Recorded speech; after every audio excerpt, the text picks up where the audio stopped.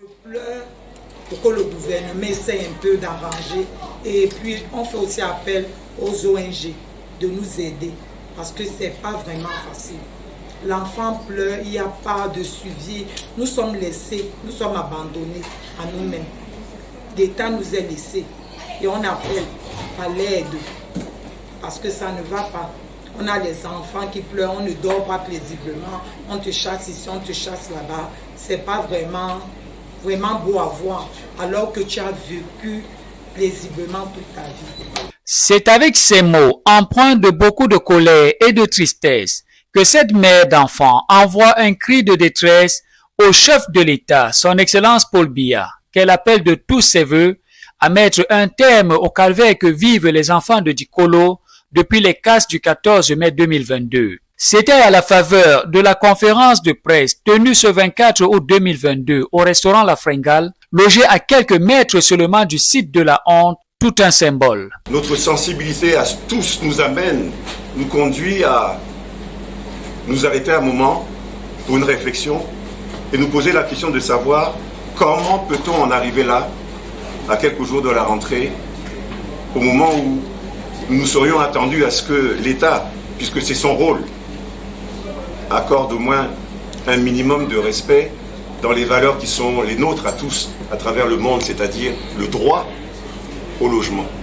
Avant la rencontre entre la presse et les membres du comité citoyen pour la transparence et l'exercice des libertés, COCITEL, promoteur de cette initiative ô combien louable, les populations de la ville de Douala ont vécu des scènes très émouvantes dans certains carrefours où des enfants de Dikolo dépités, désemparés à la veille de la rentrée scolaire, brandissent à travers des pancartes des messages qui traduisent leur angoisse et leur crainte de voir leurs amis et camarades de classe reprendre sans eux le chemin de l'école le 5 septembre prochain. Je m'appelle Sike Mispa. Je pars en seconde. La rentrée est dans 2 semaines. Et je n'ai même pas où aller pour fréquenter ni où vivre. Pendant qu'on cassait ma maison, j'ai perdu tous mes cahiers alors que j'étais dans une salle d'examen. Quand je suis rentrée de l'école, je n'ai plus trouvé ma maison. Je demande au président de la République de m'aider à retrouver ma maison. S'il vous plaît, aidez-nous. Aidez-nous.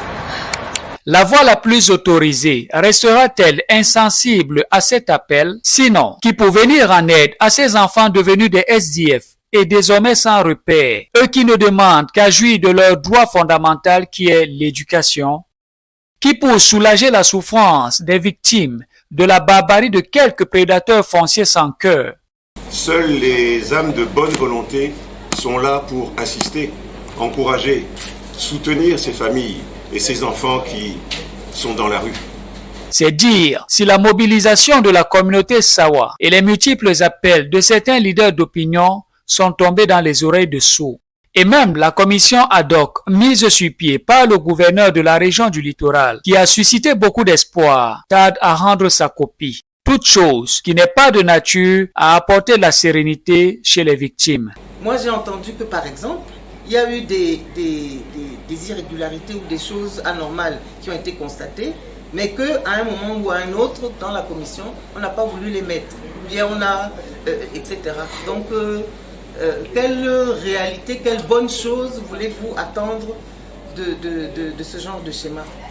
Une fois de plus, le COCITEL, fidèle à son engagement dans la défense des intérêts des couches vulnérables, après s'être personnellement et directement impliqué dans l'organisation du conseil et du culte écuménique en faveur des sinistrés de Dikolo, a entendu le cri de détresse de cette centaine d'enfants scolarisés qui se retrouvent aujourd'hui dans la rue et appellent à plus d'humanité pour leur offrir une rentrée scolaire digne.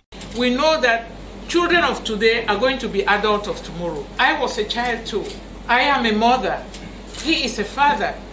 And what is happening right now is supposed to get everybody alert that where is Cameroon going?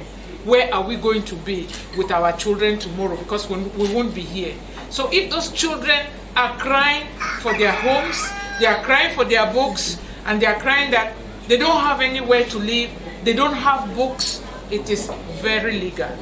vivement que ce énième appel soit entendu par tous pour le bien de ces enfants qui aimeraient retrouver comme tous les autres le chemin de l'école.